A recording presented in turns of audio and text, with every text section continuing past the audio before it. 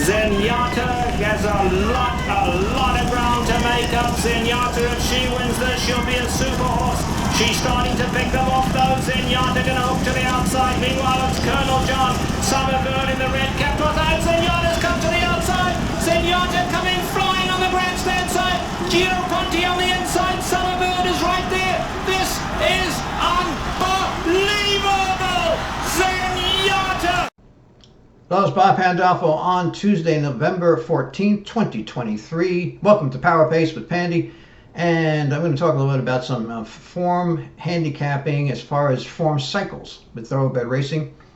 And it's interesting because, I was handicapping this Aqueduct card on Sunday and I thought to myself, here's a great example of some races that you might not handicap the same way in November as you would in the summer.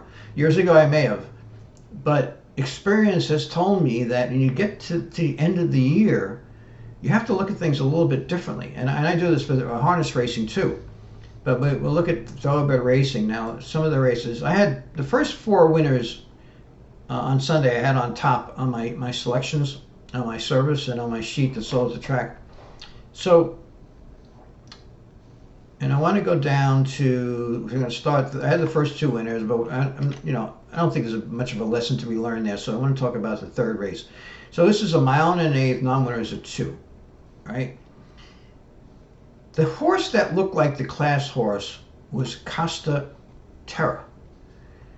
So Costa Terra, as you can see, had run these big speed figures here in the summer at Saratoga for Linda Rice, who finished tied for the lead in the trainer standings at Saratoga meet. So she had a hot meet. So here the horse wins as a 99 speed figure, comes back, just misses with 106, and then just misses with 108. And this is all at this non-winners of 2 level. Then she puts him into the Woodward, this 4-year-old. He's a well-bred horse. And, he didn't do anything, but he ran okay. I mean, considering he was over his head. Then she puts him back in here in a non-winners of 2. He goes off of 4 to 5.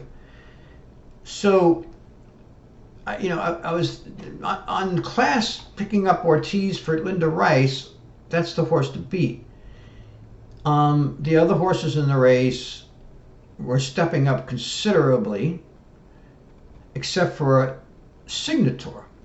So this was the thing that's interesting.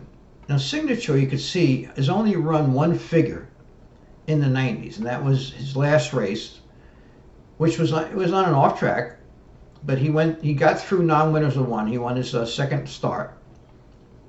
He's raced 6 times, but this was his second win, and he was running pretty much the same race, pretty much every race, but then he finally stepped up a little bit here in his last race. So you look at it and you say, well, who's the better horse? And this looked like kind of a 2-horse race. Obviously, Costa Terra looks like a better horse. I mean, if you look at his recent races, all of a sudden after the claim, Linda Rice claimed it for $75,000. He started running these monster races. But the thing is that Linda Rice pointed towards Saratoga. She had a tremendous meet. She also had a pretty good Belmont meet, Belmont at Aqueduct. And, at some point, she figures her barn figures to tail off a little bit. Now, this meet, you can see she only had 1 win coming into this race and 10 starts. So, starting to come back down to earth a little bit. But not just that. The thing is that these trainers, they want to win in the summer. They want to win at Saratoga. So they're going to train these horses to win during this, the big races, the stakes races and the more prestigious meet. And that's what happened with this horse. I mean, she got this horse to run his absolute peak of his career, performances, 3 races in a row. So what happens is you get down to November and a lot of these horses, they've already gone their best race. They're done. They're pretty much done. Now, I'm not saying they can't run a decent race or something, but in fact, let me open up the charts here. I'll go over to the chart so we get the results here from Sunday. Just get it up on board here. All right, so with Signature, it's a different story because Signature is, wasn't running hard because he was just coming back. He came back on August 5th, so he wasn't ready. That was his first start since last October. And then he improved a little bit in the second start, but he's only raced 4 times this year, and he stepped up last time and improved. So he's the fresher horse. He wasn't running the stakes races. He wasn't really used that hard. He's fresher. So I made the decision. I'm going to go with the Now horse, and that's what it is. And this time of year, you can do this, and later on in the year, because the other horses that have been used harder.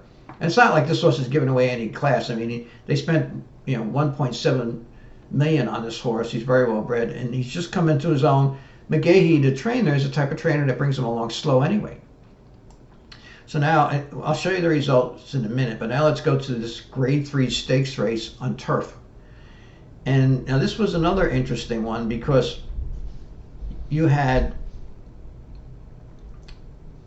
a class horse here, Vigera. Now Vigera, you look at him again, 98, 97. He wins a $500,000 stakes down here. He just missed in a Grade 3. He comes back this year. He just misses in a Grade 3. He runs a real good race. I should say she. It's a 4-year-old filly. She runs a real good race in the Glen Falls in a 1.5 miles. And she sets the pace under pressure. Only loses by 2 3/4 lanes. Then she wins another high Grade 3 at this track, Kentucky Downs, where they have very high purses. You can see she's won $645,000 this year with only 1 win. That's because of this race. Like last year, she won a $500,000 race there, and I don't know what the purse of this race was, but it was a lot, obviously, because this is a $645,000. She's only hit the board twice, so she's running tough. And then she came back. She middle move in this Grade 3 race here, but she ran okay. So now she's in another Grade 3, but this is a weaker field. So again, it's November, and she's just facing a softer field. On paper, she's the class, and there's a horse in here, Atomic Bomb, that's ran a few good races in Grade 3s. But then, who is the Now horse? Again, it's November. All right, this horse, Vigera, Graham Notion, who's a great horseman, he had her ready for these stakes races. I said Saratoga, and Kentucky Downs for the big money, and he got the money. He got the money. He got that big race here, and she raced well in these other races. I mean, she raced real well. And the Glens Falls was a good effort. So again, she's not likely to fire now. He wanted her best during summer. Now he's trying to steal one at the end of the year, and something, she's not as sharp now. So the Now horse in this race was R. Callie Kim. Very interesting 6-year-old. Here's a 6-year-old horse.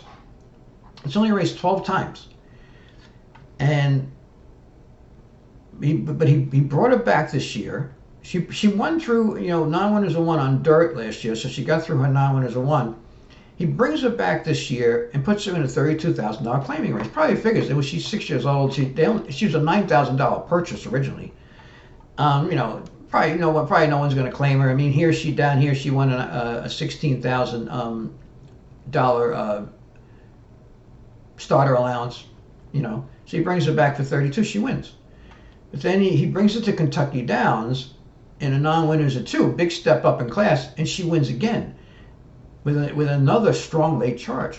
So now he goes to Keeneland again. Now you're going to a top class track, non-winners of 2. And here, look at the figure she runs here, and look at the late pace figure, 91. And she made a really powerful move here to win this race. So a lot of some people may say, well, geez, you got Atomic Blonde here who raced in Grade 2s, finished 3rd in the Sheepshead Bay, and then you've got Vigera, who's the class. She won an expensive high priced race, 2 back, big purse stakes race. And, she raced well in the Glens Falls.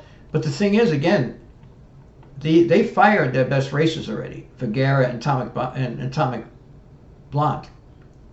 Atomic Blonde 6 starts this year, finished in the money 5. Our Callie Kim only 3 races this year, right? And improving with each start, still fresh, all right. And the thing is that they haven't put her in any hard races. Now they're putting her in a little bit tougher spot in a grade 3, but they're catching at the right time. And this guy, Brendan Walsh, by the way, is, very good. Brendan Walsh, top turf trainer. And so this was a situation where, again, you handicap a race like this in the spring or the summer. These other horses are only going to have a few starts in, right? Then Vergara would be fresh. They would be fresh. But later on in the year, you got to look for the now horse. And you got to expect that some of these horses that were racing well in stakes races or in the tough races at Saratoga or Del Mar, one of these tough tracks, they're pretty much cooked. They're pretty much done. So you go over to look at the results of these races. I had the first 4 winners on top, and then I had the nice 3-to-1 shot in the last race. So I had 5 top winners, so I had a pretty good day. So here you see Costa Terra did run okay, but Signator kept improving and got the money. Won pretty easily, actually. Paid $6.90. So that was a situation where you're only going to decide between 2 horses here, but you got to make the right choice. And that's part of my job as a public handicapper is to make the right choice. That's why people will look at my picks. And then in this race, the bettors were really smart. This time they got it. Everybody got it right, because Vergara I thought would be the favorite here, but instead, our Callie Kim, took the money and did win again pretty easily. Vergara ran okay, but again, this was like a 2-horse race. Atomic Blonde was pulled up. Had those hard races. And, these horses, they're not machines. And these horses nowadays, I think, are less versatile than they were years ago anyway. So, they get 6 or 7 starts in them. You get down to the end of the year, and, they already fired their best shot. It's a little different, too, than years ago, because sometimes trainers would bring them along slow years ago because they would race more often. So they'd race them into shape. They'd give them a couple, they'd run a few kind of prep races, and then they run their stronger races in their 6 or 7 start. They don't do that anymore. They know they're not going to get that many races out of them, and that's the mentality of the trainers anyway. They bring them back ready to run. So they're ready in their first start off the layoff, and if they're not in the first start off the layoff, they're ready in their second start off the layoff.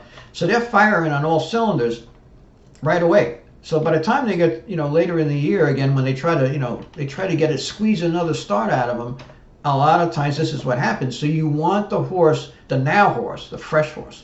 And this is something that took me, you're always learning when you're handicapping thoroughbred racing. It doesn't matter how long you've been doing it. And this is something that came with experience. I realized this quite some years ago when the horses came back from Saratoga. I noticed some of the horses I picked didn't fire. And I went back and I looked and I said, how could these horses, not race well? It's a class of the field. Racing against tougher at Saratoga this should be easy for this horse. But then I realized, the horse put everything into those Saratoga races, doesn't have anything left, or it doesn't have that. I'm not saying anything left. Most of them will race okay, but isn't going to fire, their absolute best anymore. They're kind of spent. So anyway, I just wanted to do this quick video. I think this is a significant handicapping factor that you have to watch out for when you get later in the season with these horses. So, and especially if you don't want to get sucked into some bad favorites that are already spent and they already, gave it everything they had against tougher during the summer meets. So anyway, thanks for listening. Remember, subscribe to my channel. It's free, so I keep making these videos, and lots of luck.